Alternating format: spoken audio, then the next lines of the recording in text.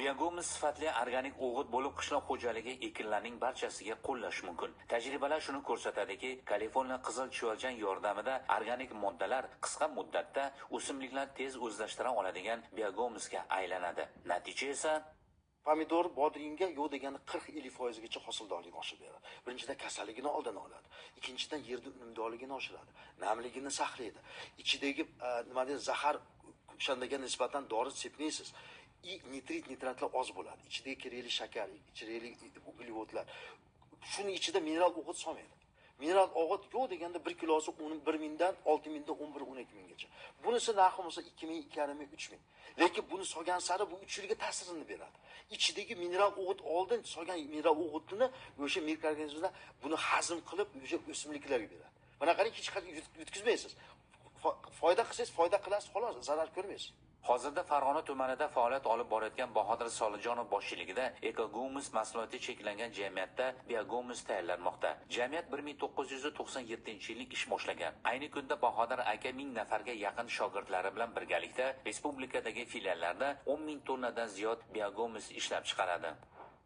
Biogomus tarkibida 40-50% quruq organik massa, 20-25% gumus, azot, fosfor, kaliy, mikroelementlar va foydali mikroorganizmlar mavjud. Hamma ishda o'zgarishi know-how'si bor, yangiligi bor.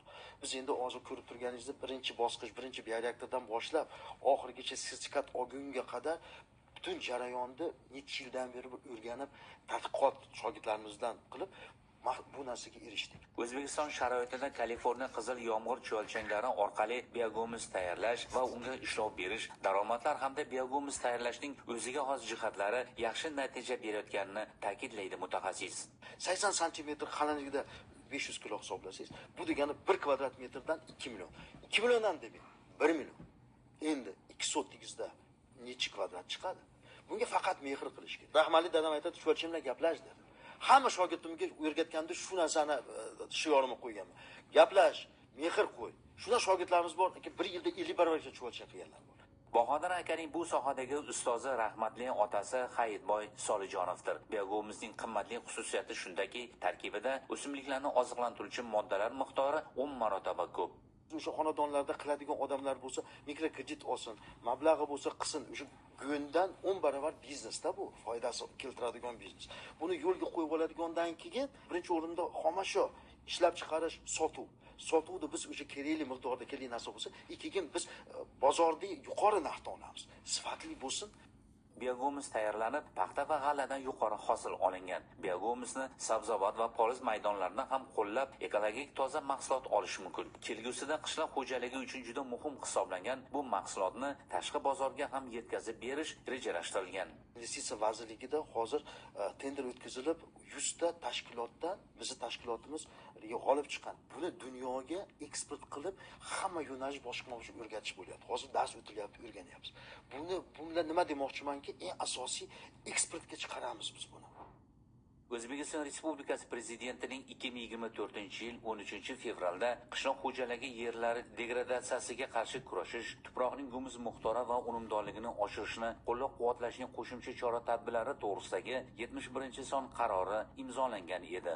Ushbu qaror ijrosini ta'minlash, tuproq unumdorligini oshirish, mavjud yer resurslaridan samarali foydalanish va qishloq xo'jaligi mahsulotlarini ishlab chiqarish hajmlarini ko'paytirish maqsadida Respublika Vazirlar Mahkamasining qishloq xo'jaligi yerlari unumdorligini oshirish bo'yicha qo'shimcha chora-tadbirlar to'g'risida qarori qabul qilindi.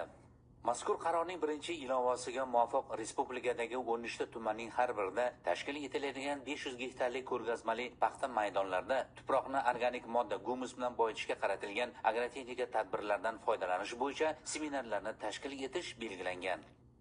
Ekogomus mahsuloti cheklangan jamiyatida uy sharoitida klaster usulida biogomus yetishtirish va shu orqali aholining daromad topishiga qaratilgan ko'rgazmali seminar viloyat hokimining qishloq va suv xo'jaligi masalalari bo'yicha o'rinbosari Alibek Tursunov boshchiligida tashkil etildi. Unda O'zbekiston sharoitida biogomus ishlab chiqarish texnologiyasi hamda biogomus yordamida yerlarning unumdorligini oshirish masalasi asosiy e'tiborda bo'ldi. Yana Qo'shtepa tumanida o'zimiz va o'zimizdan tashqari yana 10 ga yaqin shu yirik ishlab chiqarayotgan shogirdlarimiz, ukalarimiz bor. ular har yili o'zini oilasiga 20 million, 30 million, ba'zilari 100-200 milliongacha qo'shimcha daromad olib keladi, ya'ni biogo'muz tayyorlashdan. Va undan tashqari biogo'muzni o'zini xo'jaligi uchun, ya'ni dehqon xo'jaligi uchun ishlatib turganlar ham bor. Ular foydasi undan ham ko'p bo'ladi. Ya'ni biogo'muzni ishlatib, qishloq xo'jaligida ekilayotgan ekinlardan yuqori hosil olish bilan birga yuqori daromad olib kelyapti o'zini oilasiga. Dehqonchilik mahsulotlarini yetishtirishda yerning unumdor bo'lishi muhim jihatlardan biridir. Ayrim hududlarda yerlarning hosil berish ko'rsatkichi kamayishi kuzatilmoqda. Yerlarni qayta davolashning eng samarali usullaridan biri Kaliforniya qizil chuvalchaklarini ko'paytirib, biogo'muz hosil qilib yerlarga berishdir. Oxirgi yillarda bu organik chiqindi qishloq xo'jaligi, asosan oziq-ovqat yetishtirish sanoatida keng ko'lamda ishlatilmoqda. Viloyat veterinariya va chorvachilikni rivojlantirish boshqarmasi mutaxassislari ishtirokida o'tkazilgan seminar yakunida biogo'muzning turli hollarda qo'llanishi, hosil miqdorini va tuproq unumdorligini oshirish bo'yicha takliflar aytib o'tildi. Ayni kunlarda esa Farg'ona viloyatining Beshariq tumaniga Ekogo'muz mahsuloti cheklangan jamiyati tomonidan 1600 tonnadan ziyod biogo'muz uchun shartnoma tuzilib yetkazib berilmoqda. O'zbekiston Respublikasi